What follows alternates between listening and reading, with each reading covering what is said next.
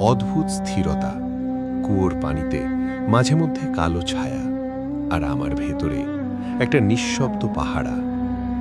উনি নিজেকে সংযত রাখার চেষ্টা করতাম, মন্ত্র পড়তাম না, শ্মশানে যেতাম না, কিন্তু কালো জাদু চুপচাপ বসে থাকে না, সে সুযোগ খোঁজে।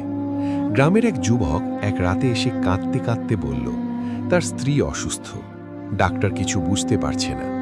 তার চোখে আমি অনুনয় দেখলাম, আর ভয়। এই ভয়টাই কালো জাদুর দরজা। আমি না বললাম, কিন্তু সেই রাতেই স্বপ্নে ছায়ারা এলো। তারা বলল, তুই না করলে অন্য কেউ করবে, তখন নিয়ন্ত্রণ থাকবে না। ভোরে খবর এলো যুবকের স্ত্রী মারা গেছে।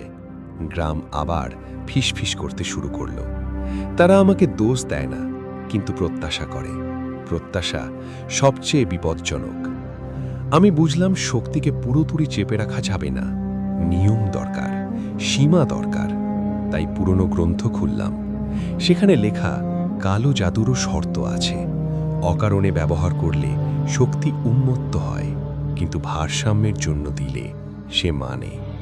আমি প্রথমবার নিয়ন্ত্রিত আচার করলাম, বাঁচানোর জন্য, মারার জন্য নয়। এক বৃদ্ধার জ্বর সারল, গ্রাম খুশি হলো, কিন্তু রাতের আয়নায় দেখলাম ছায়াটা বড় হয়েছে। শক্তি খাওয়া দাওয়া চায়। শহর থেকে লোক আসতে শুরু করলো। কেউ শুনেছে এখানে নাকি কাজ হয়, কেউ সন্তান চায়, কেউ প্রতিশোধ। আমি প্রত্যেককে ফিরিয়ে দিতাম, কিন্তু প্রত্যাখ্যানেরও দাম আছে। একদিন ভোরে দেখি আমার দরজার সামনে বলির চিহ্ন। কেউ আমাকে ফাঁসাতে চাইছে। কালো জাদু এখন শুধু আমার ভেতরে না, মানুষের লোভে ছড়াচ্ছে।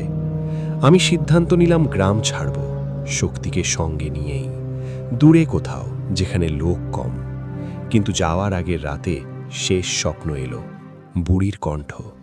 দরজা নিয়ে পালানো যায় না, দরজা যেখানে, পথ সেখানেই খুলবে। সকালে রাস্তায় বেরিয়ে দেখি পথ বদলে গেছে। যে রাস্তা শহরে যায় তা শ্মশানে গিয়ে মিশেছে। আমি হাঁটতে থাকলাম, মাটি নরম, বাতাস ভারী। বুঝলাম এই জায়গা আমাকে ছাড়বে না। শেষ চেষ্টা হিসাবে আমি নিজের শরীরে সিল আঁকলাম, মন্ত্র নয়, প্রতিজ্ঞা। আমি শক্তিকে বললাম, আমি তোর বাহক, তোর মালিক না, সীমা মানবি। ছায়া চুপ করল, প্রথমবার সে চুপ করল। দিনগুলো কাটতে লাগলো, লোক আসা কমে গেল, গ্রাম আবার শান্ত। কিন্তু আমি জানি এটা বিরতি, শেষ না।